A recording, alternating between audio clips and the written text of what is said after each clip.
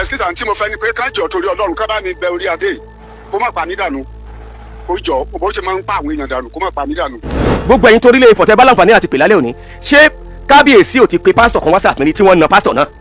Excuse ẹ mọ̀ pé bóyá tẹ bá gbọ́ ohun mi bẹ̀ yẹn òfúra ẹ̀ ló ń pariwo pé gbogbo ọlọ́pàá Nàìjíríà kò sí pé ọwọ́ òun báyìí ló wà gbogbo agbára ọwọ́ òun ló wà ẹni tó ti bẹ́ẹ̀ ni mo ṣe ń pariwo pé ẹni tó bá lè ṣàánú mi kí má kàn kúkú gífà kó má pa mí lọ́wọ́ ó ti sọ pé kò sí ọlọ́pàá. kábíyèsí ló kọ́ ti Mufasiru ṣubú wọ́n wá pàṣẹ fún àwọn gídàn kó tó wà láàfin wọ́n na Mufasiru gbogbo ìlú. ọmọ Oǹdó ni mí ilẹ̀ Olújì ni mí mo wúra lẹ̀ síbí mo kọ́lé síbí nítorí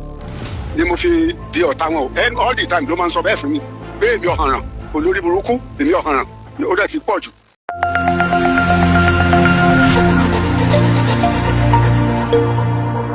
èyí tí kábíyèsí Orile Ifo tó ń jàràn lórí social media yìí kọ́ làkọ́kọ́ torí ìgbésẹ̀ tíjọba ìpínlẹ̀ Ògùn ti gbé ní òní jẹ́ kí n fi àwọn kankan lójú kó má tún lọ wú àwọn nǹkan mi yọ ṣùgbọ́n máa sọ méjì pé tí èrè rẹ̀ wà lọ́wọ́ mi mo ní bíi 6 tẹ́rì rẹ̀ wà if you challenge me I will produce it. ní Orile Ifo ẹni tó jẹ́ Mufasiru Orile Ifo ní àfáà kan tí wọ́n pè ní Asiri lọ́dún 2019 nínú November wọ́n fẹ́ jẹ oyè kan nínú mọ́ṣáláṣí wọ́n wá contemplate wípé ẹ jẹ́ kí Orile Ifo gbọ́ wọ́n yẹn wá ní bóyè ẹ̀sìn Islam ni a fẹ́ jẹ mélòó ni oyè ọ̀hún oyè tí owó tí wọ́n bá pa ń bẹ̀ bóyá ló lè wọ 10,000 tá a bá fẹ́ ṣe èyí tó fẹ́jú á jẹ́ kí kábíyèsí ó gbọ́ ẹ jẹ́ ká rọra ṣe léyìn ní bòńkẹ́lẹ́ lábẹ́lẹ̀ léyìí òtún tí a lè máa bùn ọba gbọ́ ṣé bí mùsùlùmí lọ́ba Orile Ifo mùsùlùmí ni àfáà Semiu ìgbà yìí ló yẹ kí àwọn mùsùlùmí kí wọ́n ti ké gbàjáde síjọba ìpínlẹ̀ Ògùn ìgbà yìí ló yẹ kí àwọn mùsùlùmí kí wọ́n ti yarí ìgbà yìí ló yẹ kí àwọn mùsùlùmí ti jẹ́ kí bàbá wa ìmáàmù gbogbo Ẹ̀gbá bá mi Sàdálà kí wọ́n gbọ́ ló yẹ kí wọ́n ti jẹ́ kí àwọn bàbá wa Fadilatu Sheikh Iskila Wali Sugar wa kílò mùsùlùmí gbogbo ilẹ̀ Yorùbá ìdúrà tó yẹ kí wọ́n gbọ́. nígbà yìí ló yẹ kí àwọn mùsùlùmí ti kọ̀yà yìí wọ́n sọ̀rọ̀ yìí àwọn ń gbèrò láti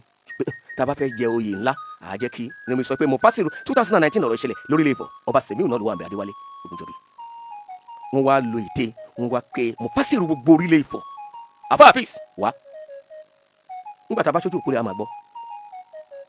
kábíyèsí ló kọ́ ti Mufasiru ṣubú wọ́n wá pàṣẹ fún àwọn gídàn kó tó wà láàfin wọ́n na Mufasiru gbogbo ìlú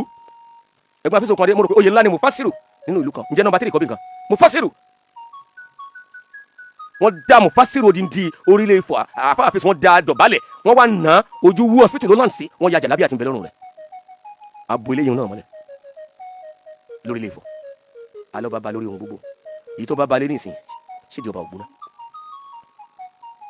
when you see something you should be able to say something. fídíò tó líìkì náà ṣebí January 21 ọjọ́ Tuesday lọ́rọ̀ ìṣẹ̀lẹ̀ kí ló dé tí ò líìkì láti gbà yẹn níbi ìwà ní kábíyèsí níbi ìwà ní gbogbo àṣírí ibi fídíò yẹn ṣe líìkì ní níbi ìwà ní ìbéyàn ara yín náà lórí kọdù ló sì líìkì. yàtọ̀ sí eléyìí gbogbo ẹ̀yin tó Orile Ifo tẹ́ bá láǹfààní àti pè lálẹ́ òní ṣé kábíyèsí ò ti pe pásítọ̀ kan wá sàpínlẹ̀ tí wọ́n na pásítọ̀ náà ẹnìkan ta ilé bàbá rẹ̀ dákun kí ló kan ọba pẹ̀lú mọ́tàlẹ́ bàbá mi tí ń bẹ nínú ìlú tàbí mọ́tàlẹ́ ìyá mi kẹ́yìn lè bá ìyá mi kọ́ ni ọ̀tọ̀ la jẹ́jọ́ lẹ́yìn lọ́tọ̀ ọ̀tọ̀ lẹni tí wọ́n lù téyìn rẹ̀ kán. mo bẹ̀rẹ̀ lọ́wọ́ alàgbà tí bàbá tí wọ́n dá kúnlẹ̀ yìí mo ní báwo lọ̀rọ̀ aṣọ àti ọ̀rọ̀ màálù tí wọ́n sọ yìí jẹ́ wọ́n ní baálẹ̀ kan bẹ baálẹ̀ tìmí ọ̀jẹ̀ ti dé ọba Wàsíù púpọ̀ wà nípa ìyẹn nípa nǹkan tó ṣokùnfà yẹn ṣùgbọ́n mi ti fẹ́ sọ kábíyèsí yẹn ọba Wàsíù tìmí ọ̀jẹ̀tádé wọ́n fẹ́ ṣe ayẹyẹ ọdún 5 tí wọ́n ti di ọba ní Orile Ifo wá ń wò wípé àárín àwọn pẹ̀lú ọba eléyìí ò dánmọ́ná kọ́rọ́nẹ́tì ọba ni ohun tó sì fàjà ni pé bàbá tí wọ́n dádọ̀ balẹ̀ yìí wọ́n ní oúnjẹ sọ́dọ̀ ọba òun ẹ dákun báwo ni ẹnìkan yóò ṣe máa bá Angel Ajayi jà tí ó wà expect kí n máa bá Angel Ajayi jà nígbà tí Angel Ajayi yóò ṣe mí tẹ́ni ń bá parí ìjà pẹ̀lú Angel níbo ni kémi ò fojú sí tó ẹjá gbóhùn bàbá yìí nígbà tí mo kọ́kọ́ pè wọ́n lórí fóònù tá a jọ sọ̀rọ̀ ó yá. ẹ kúrò lẹ́ bàbá ẹ kúrò lẹ́ sà ẹ kúrò lẹ́ sà o. ẹ kúrò sà. o bàbá ǹjẹ́ a lè mọ orúkọ yín sà ǹjẹ́ àwọn ọmọ Nàìjíríà lè mọ orúkọ yín. orúkọ mi ni Areola Abraham Love JP. bàbá fọ́nrán tí a rí tí ó ń jà ròyìn tí ẹ kúnlẹ̀ tí a sì ń gbọ́ ohun kábíyèsí kan tí wọ́n ń sọ̀rọ̀ pátápátá ń bẹ̀ tí a tún rí tí wọ́n gbá yín létí ẹ̀ṣẹ̀ wo lẹ́ṣẹ̀ tó tó bẹ́ẹ̀ bàbá kí lẹ ṣe fórí adé. Excuse sir. Yes sir. mi ò ṣe nǹkan kan fún wọn then kábíyèsí wa níbí ni olórí ilé lẹ́rìí tó ń sọ̀rọ̀ yẹn then Orile Ifo ló ń sọ̀rọ̀ yẹn. ok sá àwọn náà ṣépè yẹn. bẹ́ẹ̀ ni àwọn kábíyèsí olórílé ló ń ṣépè yẹn. then wọ́n dẹ̀ ebi ń pa mi lọ́jọ́ yẹn ni nítorí pé mo lọ bọ́ sí junction bẹ́ẹ̀ yẹn pé kí n wá nǹkan rà tí máa jẹ. hello sir. mo gbọ́ yín sà. then bí mo ṣe rí ohun tọ̀hún yẹn mo ṣe rí mọ́tò yẹn tó kàn pa ìwọ kọ́ ni mò ń pè ní ìwọ kọ́ ni mò ń pè mo lè sáré lọ bá wọn pé kábíyèsí o yóò mọ̀ pé ẹ̀ ń pè mí ẹ jọ̀ọ́ ẹ má bínú sá. then nígbà tí máa fi dọ́dọ̀ ẹ̀ báyìí fúnra wọn àwọn náà gbá orí tán fi gbà tán fẹ́ ṣẹ̀dá mi lóhùn lórí ẹ̀rí ti fìlà mi ṣídà mi. then mo dẹ̀ ní kábíyèsí mi kí ni mo ṣe yìí ẹ̀ẹ́dẹ̀jọ́ torí ọlọ́run kí ni mo ṣe ẹ mà pàrà mi ò yá fúnra wọn mà pàrà mi ò yá. everybody kábíyèsí ara mi ò yá kí ni mo ṣe ẹ̀ẹ́dẹ̀jọ́ torí ọlọ́run tó ẹ bá ránṣẹ́ pè mí má ṣàdéwà jẹ́ yín. then kí ni mo ṣe sa bó ṣe ní kí lúkòsí ẹ̀ kí yẹn owó máa ṣe fídíò yẹn tán bẹ́ẹ̀ sí ní ìlú. then tó sọ pé tí n bá kú òun akànnì kan sin mí dànù síbẹ̀ yẹn. then kò sí nǹkan pé gbogbo ọlọ́pàá nàìjíríà fọwọ́ òun ló wà. then gbogbo àwọn àgbààgbà nàìjíríà fọwọ́ òun ló wà. ẹ̀rù ń bà mí o tẹ́ bá lè ràn mí lọ́wọ́ ẹ ṣàánú mi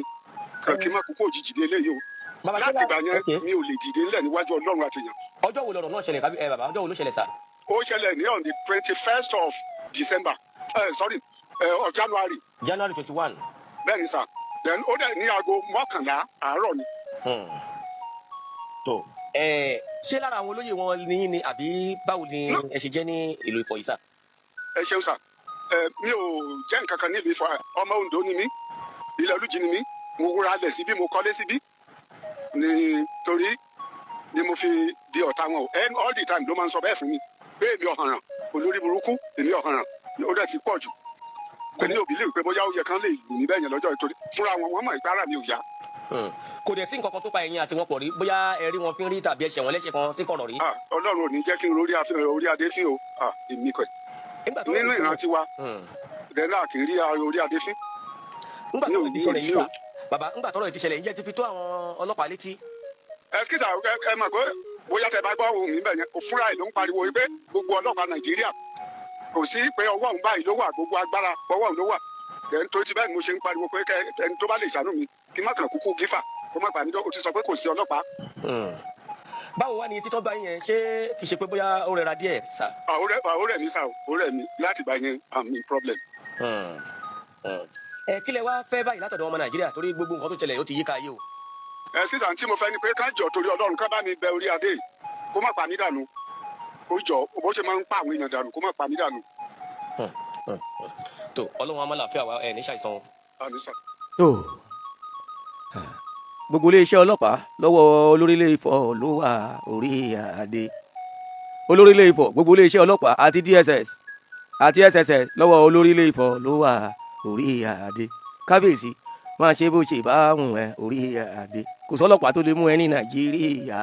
Ori Ade kò sí DSS tó lè invite yín ní Nàìjíríà Ori Ade kódà IGP bàbá Káyọ̀dé ẹgbẹ́ tó kún wọn ò tó yín mú ní Nàìjíríà Orile Ifo ọ̀gá sójà kò lè mú Orile Ifo torí gbogbo iléeṣẹ́ ọlọ́pàá àti DSS àti army àti navy lọ́wọ́ Ọba Semiu ló wà Ori Ade bàbá wa Tinubu ẹ̀yin náà mi ò mọ̀ bóyá ẹ ti dedicate agbára tó ọ̀rọ̀ lẹ́gbọ́ yìí ìjọba ìpínlẹ̀ Ògùn wọ́n wá ti gbé ìgbésẹ̀.